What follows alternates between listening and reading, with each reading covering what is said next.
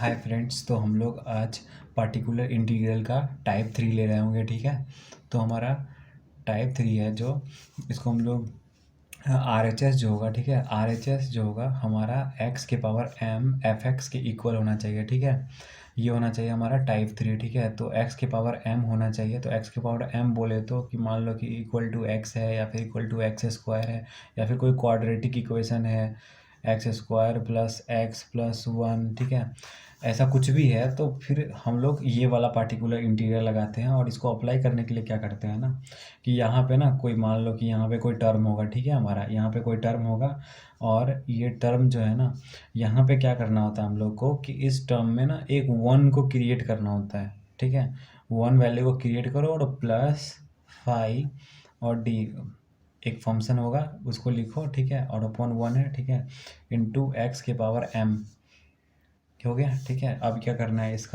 इसको अब हम लोग इस फॉर्म में लिखते हैं, 1/5 डी की पावर -1। ठीक है, ये 1 में था तो ये -1 कर सकते हैं और ये मतलब ये बड़ा एक्स मान लेते हैं इसको हम लोग, तो ये एक्स के पावर एम हो गया हमारा। ठीक है, तो देखो ये फॉर्म होना चाहिए। ठीक है, और ये फॉर्म आपको अभी पल्ले नहीं पड़ रहा होगा कि ये फॉर्म क्या है, इसको कैसे अप्लाई करने क्या, लेकिन जैसे ही मैं एक न्यूमेरिकल करा दूंगा आपको, ऐसे पट से समझ में आ जाएगा आपको। ठीक है, तो देखो, तो ये है हमारा इसको इसका क्वेश्चन करने से पहले मैं दो फार्मूला है जो मतलब दो सीरीज है, सीरीज एक्सपेंशन, उसको मैं बताना चाहूँगा जो आपको याद करना पड़ेगा ये टाइप के लिए।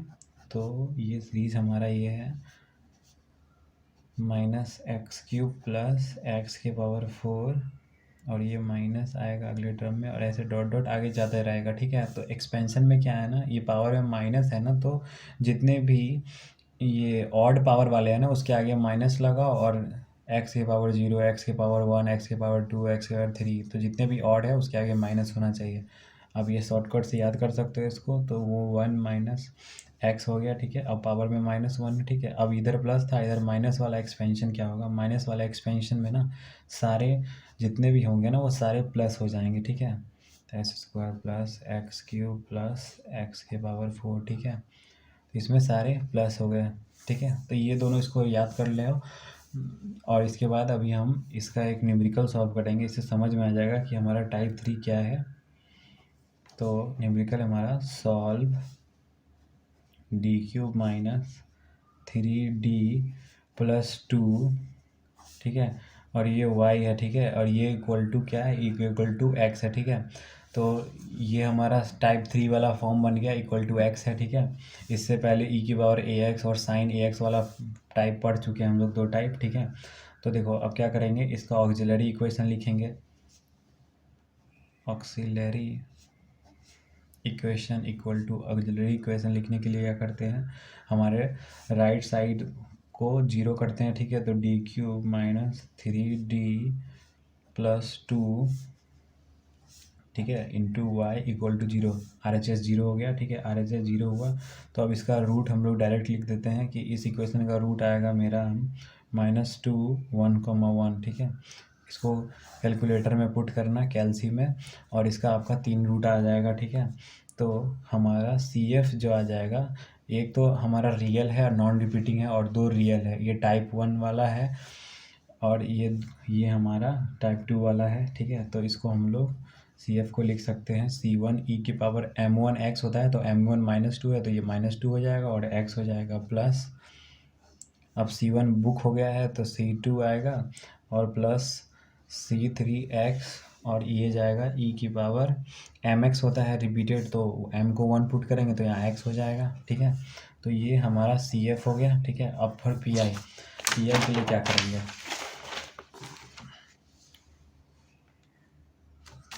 तो फॉर PI हो जाएगा हमारा, PI लिखने के लिए करते हैं हम लोग d³ - 3d + 2। ठीक है, इंटू वाई इक्वल टू था हमारा x। ठीक है, तो y को एक तरफ रखो और उधर उसको डिवीजन में भेज दो, तो y इक्वल टू हो जाएगा हमारा 1/d³ - 3d +2, ठीक है, और ये हो जाएगा इंटू एक्स, ठीक है। अब इसके आगे का स्टेप हम लोग क्या करेंगे, ठीक है। इसके आगे का स्टेप मैं बताता हूँ कैसे करना है। मैंने क्या बताया था, हमारा जो नीचे का टर्म था, देखो टाइप में मैंने बताया था कि 1 क्रिएट करना है, ठीक है, और एक हमारा फंक्शन ऑफ डी लिखना है, ठीक है। तो उसका मतलब अभी समझ में आएगा कि मैं क्या कहना चाह रहा था, कि इसमें ना कोई टर्म 1 नहीं है, ठीक है, +1 टाइप का, तो इसमें ना 1 क्रिएट करना है, ठीक है। तो 1 क्रिएट करने के लिए क्या कर सकते हैं, ये डी क्यूब है, इस पूरे टर्म को डी क्यूब से डिवाइड कर सकते हैं। तो लेकिन क्या होगा ना कि इसको डिवाइड करेंगे डी क्यूब से तो इसके नीचे भी डी क्यूब आ जाएगा, तो सही नहीं लगेगा, ठीक है। तो डी से डिवाइड करेंगे तो फिर वही होगा, सबके नीचे डी डी आ जाएगा, वो भी सही नहीं है। तो हमारा जो कांस्टेंट टर्म है ना, उसको हम लोगों को 1 कन्वर्ट करना होता है, चाहे कोई भी केस हो, ऐसा कुछ भी है, तो हमारा जो कांस्टेंट टर्म होगा ना, उसको डिवाइड करना आप, ठीक है। तो इस कांस्टेंट टर्म को जब डिवाइड करेंगे हम लोग, तो देखो यहाँ पे ना 2/2 से मल्टीप्लाई कर देते हैं पूरे इक्वेशन में, ठीक है। तो एक 2 को तो ऊपर भेज देते हैं, तो ये 1/2 अपॉन d³/2 -3d/2, और ये क्या हो गया, 1 हो गया, ठीक है, 2 से डिवाइड होते ही, और ये इंटू एक्स, ठीक है। अब ये क्या है, ये हमारा फंक्शन है एक, तो इसको इधर लिख लेते हैं +1 को, जिस तरह का फॉर्म था हमारा टाइप में, उस फॉर्म में कन्वर्ट कर रहे हैं बस हम लोग। ये हो जाएगा हमारा d³ -3d/2, ठीक है, और ये 1 अपॉन में है, और ये इंटू क्या है, हमारा x है, ठीक है, ये y का वैल्यू हो गया। अब क्या है ना, इसको ये 1 अपॉन में है, तो इसको हम लोग इन्वर्स की फॉर्म में लिख सकते हैं। तो ये हमारा ऊपर में 1/2 था, तो इसको बाहर भेज दिया, मतलब ऊपर में 1/2 था तो इसको बाहर निकाल दिया है, ठीक है। तो ये हो जाएगा हमारा 1/2 1 प्लस d³ -3d/2, ठीक है, और इसके पावर में क्या होगा, -1 इंटू एक्स, ठीक है। ये y का वैल्यू आ गया, ठीक है। अब ये क्या है, मैंने बताया एक्सपेंशन एक 1/x, इसको पूरे को x मान लो, और ये पावर -1, ठीक है, ये इस फॉर्म में है, और यहाँ पे क्या है, आगे x से मल्टीप्लाई है, तो ये इस फॉर्म में, तो इसका एक्सपेंशन पहले लिखेंगे हम लोग। इसका एक्सपेंशन था हमारा 1 + x की power -1 = 1 - x plus x² - x की पावर 4, ऐसे minus dot dot dot dot dot, ठीक है, इस तरह से एक्सपेंड होता जाएगा, ठीक है। तो देखो अब इसको मैंने उसी फॉर्म में लिखता हूँ मैं, तो x का जगह पे क्या है, ये है, तो इसको सेम में x की जगह पे बस ये वाला इक्वेशन पुट कर देंगे, ठीक है। तो हमारा पुट करने के बाद आएगा 1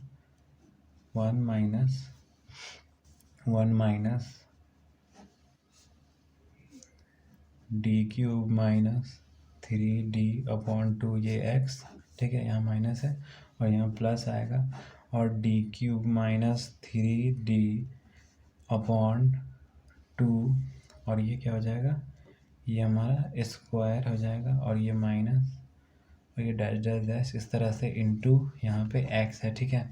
अब यहाँ पे x है, और ये इसके अंदर जाएगा तो डिफ्रेंशिएट होगा, ये x को जब अंदर मल्टीप्लाई करेंगे तो सारे डी के पास जाएगा x, तो लेकिन यहाँ पे बात ये है कि जब हम लोग d से x को एक बार डिफ्रेंशिएट करते हैं तो x का डिफ्रेंशिएशन क्या होगा, d/dx, और यहाँ पे x है तो x का डिफ्रेंशिएशन तो 1 हो जाएगा, और इसको 1 मोर टाइम डिफ्रेंशिएट करते हैं तो d²/dx, जिसको हम लोग d² ऐसे लिख सकते हैं, ठीक है, d²x लिख सकते हैं ना। तो इसको 1 मोर टाइम जब डिफ्रेंशिएट करेंगे तो 1 का डिफ्रेंशिएशन क्या होता है, 0 होता है, ठीक है। तो इसका मतलब जो इसमें d है ना, वही कुछ टर्म दे रहा होगा, बाकी सब 0 दे रहा होगा, ठीक है। तो देखो ये तो हमारा 0 देगा, और ये पूरा का पूरा ये स्क्वायर बाहर है अंदर आके, तो ये पूरा का पूरा टर्म 0 दे देगा, और इसके आगे के जो भी नेक्स्ट टर्म आएंगे वो क्यूब स्क्वायर ये सबसे ज़्यादा ही आएंगे, तो आगे का सारा टर्म 0 हो जाएगा। बस ये एक टर्म है जो जिसको हम लोग लिखेंगे, क्योंकि एक ही टर्म का डिफ्रेंशिएशन 1 है, ठीक है। तो अब हम लोग लिखते हैं आगे, तो जो बचा हुआ टर्म है उसको लिखेंगे y = 1/2 1 + 3d/2, ठीक है, बस यही टर्म बच गया था, बाकी सारे तो 0 हो रहे थे, और इंटू एक्स, ठीक है। तो ये हो जाएगा y = 1/2 एक्स को अंदर मल्टीप्लाई करेंगे, ठीक है, और एक्स को जब अंदर मल्टीप्लाई करेंगे तो सिंगल डेरिवेटिव ऑफ एक्स क्या हो जाएगा, 1 हो जाएगा। तो एक्स 3/2 और डेरिवेटिव ऑफ एक्स क्या हो जाएगा, 1, ठीक है, ये 1 हो गया। अब इसके बाद क्या करते हैं हम लोग, इसको हम लोग अंदर मल्टीप्लाई करते हैं 1/2 को, तो 1/2 को जब अंदर मल्टीप्लाई करेंगे तो ये होगा हमारा 1/2, ऊपर में एक्स होगा प्लस 3 यहाँ पे 2 मल्टीप्लाई होगा तो 4 आ जाएगा। तो ये जो आ गया ना, ये हमारा पी आई आ गया, ठीक है, पी आई आ गया। और हम लोग सी एफ पहले निकाल लिए थे, तो जनरल सॉल्यूशन जो होगा हमारा वो होगा C F plus P I, ठीक है। तो सी एफ हम लोग क्या फाइंड आउट किए थे स्टार्टिंग में, C1e⁻²x जो पहला रूट था हमारा, और जो दो रूट 1 1 कॉमन था, तो C3x e⁻x प्लस, और अभी जो हमारा पी आई आया है x/2 प्लस 3/4, ठीक है। तो ये हमारा आ गया इक्वेशन, ठीक है, जनरल सॉल्यूशन आ गया, ये हमारा आंसर होगा, ठीक है। ये हम लोग दूसरा क्वेश्चन लेंगे, ठीक है। तो सॉल्व d3y/dx3, ठीक है, -2 single differentiation plus 4y = 3x² minus 5x + 2, ठीक है। ये हमारा है, तो इसको हम लोग क्या लिखेंगे, पहले इसका हम लोग ऑक्सिलरी इक्वेशन लिखते हैं, ठीक है। तो ऑक्सिलरी इक्वेशन जो हो जाएगा हमारा, ऑक्सिलरी इक्वेशन को हम लोग ऐसे लिख सकते हैं, ये इसको पहले ये d3y-2dy + 4y, ठीक है, = 0। पहले हम लोग इसको इस फॉर्म में लिखते हैं, ठीक है। इस फॉर्म में लिखने के बाद हम लोग इसको लिख सकते हैं d³ - 2d + 4, ठीक है। इसके बाद ये हो जाएगा हमारा = 0, ठीक है। अब इसका हम लोग को रूट लिखना है, तो d = इसका रूट आ जाएगा -2, 1 प्लस आयोटा, 1 माइनस आयोटा, ठीक है। तो इसका जो रूट है वो मैंने टाइप, इसके जब भी मैं सी एफ के टाइप बता रहा था तो इसका मैं रूट भी बता रहा था कि इसका अगर क्यूबिक है तो इसका रूट कैसे निकालते हैं, ठीक है। तो अभी मैं उसको बता के टाइम वेस्ट नहीं करूँगा, तो ये हमारा डायरेक्ट मैंने रूट कैलकुलेटेड लिख दिया है, ठीक है। तो हमारा सी एफ जो होगा वो होगा y = C1e⁻²x, ठीक है, क्योंकि पहला हमारा नॉन रिपीटिंग है, ठीक है, और नॉन रिपीटिंग है, और ये पहला हमारा रियल है, ठीक है। तो इसको हम लोग C1e⁻m1x लिख सकते हैं, ठीक है, और दूसरा e⁻x अब इमेजिनरी है और नॉन रिपीटिंग है तो e⁻x, और C1 बुक्ड है तो C2, और कॉस बीटा था ना हमारा, कॉस बीटा एक्स, तो आयोटा का कोफिशिएंट 1 हो जाएगा, तो ये डायरेक्ट कॉस एक्स आ जाएगा, प्लस C3 साइन, अब ये क्या है, आयोटा है, तो हमारा आयोटा का कोफिशिएंट क्या है हमारा, 1 है, ठीक है। तो यहाँ पे हम लोग इसको लिख देंगे x, ठीक है। तो आयोटा का कोफिशिएंट 1, आयोटा का कोफिशिएंट 1, ठीक है। तो ऐसे हम लोगों ने लिख दिया। तो अब लिख दिया है तो क्या करते हैं अब हम लोग, सी एफ को डब्बे में डाल दिया, ठीक है। अब इसका हम लोग पी आई निकालते हैं, ठीक है। तो पी आई के लिए देखो क्या करते हैं हम लोग, for P I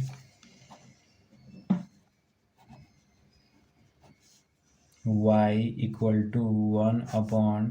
1/d³ - 2d + 4, ठीक है।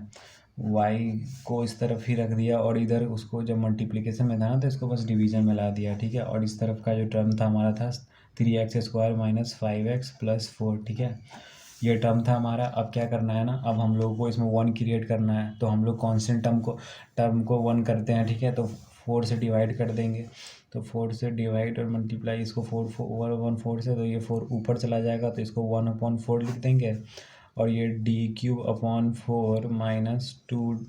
- 2d/4, और ये +1 हो गया, ठीक है। और ये है गया हमारा 3x² - 5x + 4, ठीक है। तो देखो, तो अब क्या होगा ना, यहाँ पे कट जाएगा तो ये 2 आ जाएगा, और यहाँ पे हम लोग अब इस 1 को इस तरफ लिख देते हैं, तो 1, और प्लस एक काम करते हैं हम लोग 2 को नहीं काटते हैं, क्योंकि 4 हमारा एलसीएम रहेगा ना, तो ऐसा ही रहेगा। तो मैं यहाँ पे डायरेक्टली 4 लिख देता हूँ LCM, ठीक है। और ये डी क्यूब हो गया और -2d था ना, तो -2d हो गया, ठीक है। तो ये इस फॉर्म में आ गया और 1/4 को बाहर लिख देता हूँ मैं, ठीक है। 1/4 को बाहर लिखने के बाद ये यहाँ ऊपर 1 आ जाएगा और ये हो गया। और इसको मैं लिख देता हूँ 3x² - 5x + 4, ठीक है। ये इक्वेशन था हमारा। अब इसको क्या करते हैं ना, अब इसको इनवर्स वाले पावर में माइनस वाले फॉर्म में लिख देते हैं। तो 1 + d³ - 2d/4 और होल पावर क्या लिख देंगे, होल पावर -1 लिख देंगे इंटू 3x² - 5x + 4, ठीक है। ये लिख दिया। आप क्या करते हैं, इसका एक्सपेंशन करते हैं। ये हमारा ये फॉर्म है 1 + x होल पावर -1, ठीक है। इसके एक्सपेंशन में हमारा जो ऑड वाला टर्म था वो निगेटिव था और इवन वाला टर्म पॉजिटिव था, ठीक है। तो 1/4 1 माइनस क्या था, x था, ठीक है। तो x का वैल्यू ये है, इस बार ये है 1 + x, तो x को लिख देंगे d³ - 2d/4, ठीक है। और ये ब्रैकेट में डाल दिया और प्लस अब x² था तो d³ - 2d/4 का स्क्वायर और फिर था क्या माइनस और क्यूब था ना, x³ तो d³ - 2d/4 और ये क्या हो गया, क्यूब हो गया। ऐसे प्लस डॉट डॉट डॉट ऐसे डब्बा क्लोज कर दिया, ठीक है।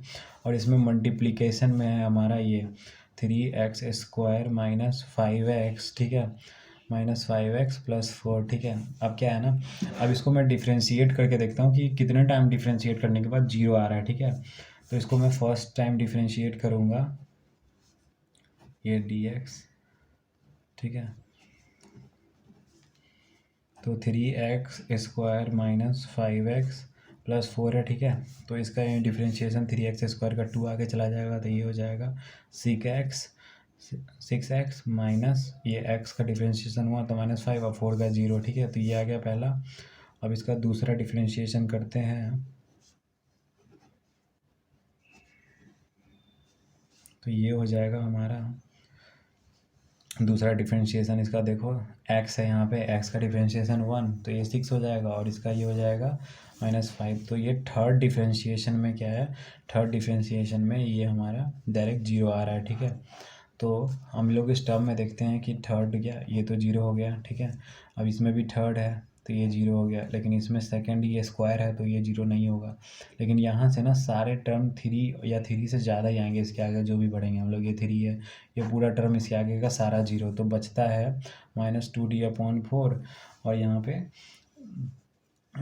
पे -2d/4, ठीक है। 2 बच गया, ठीक है। तो अब इसको मैं लिखता हूँ आगे, ऊपर में स्क्वायर था हमारा तो ये हो जाएगा 1/4 था बाहर और ये टर्म जो बचा था 1 प्लस पहला टर्म बचा था 2d/4 और दूसरा था 2d/4 का होल स्क्वायर, तो 4d² / 16 4 4 जा 16 नीचे और इंटू 3x² - 5x + 2, ठीक है। ये वैल्यू हो गया हमारा। अब क्या करते हैं 1/4 इसको अंदर भेजते हैं और डिफ्रेंशिएट करते हैं जैसे जैसे है डिफ्रेंशिएशन, ठीक है।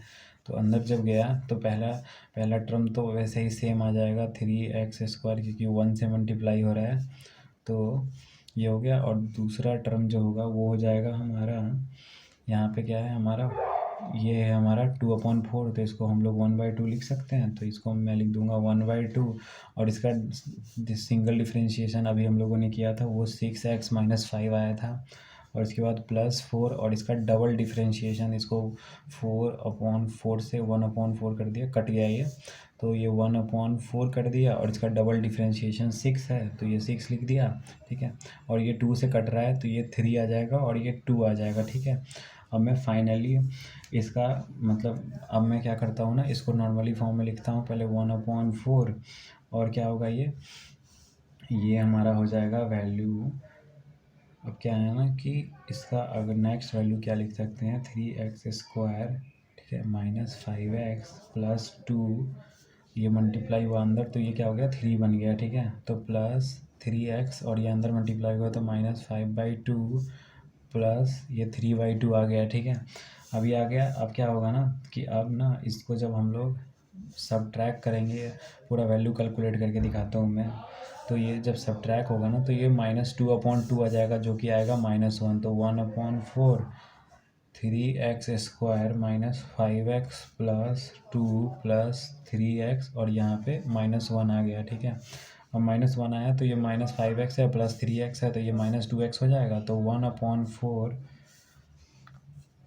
3x² -2x + 1, ठीक है, ये हो गया हमारा। अब ये हमारा पी आई आ गया, ठीक है।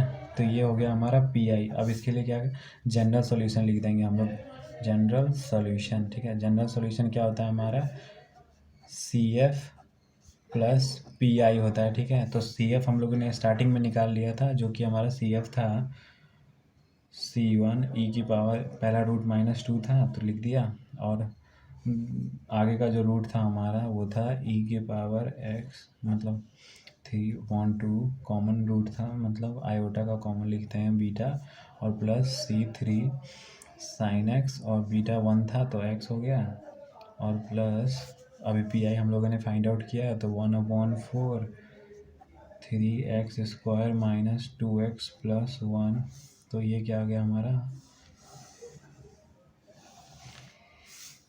ये हमारा जनरल सॉल्यूशन और आ गया। तो ये हमारा आंसर हो गया, ठीक है।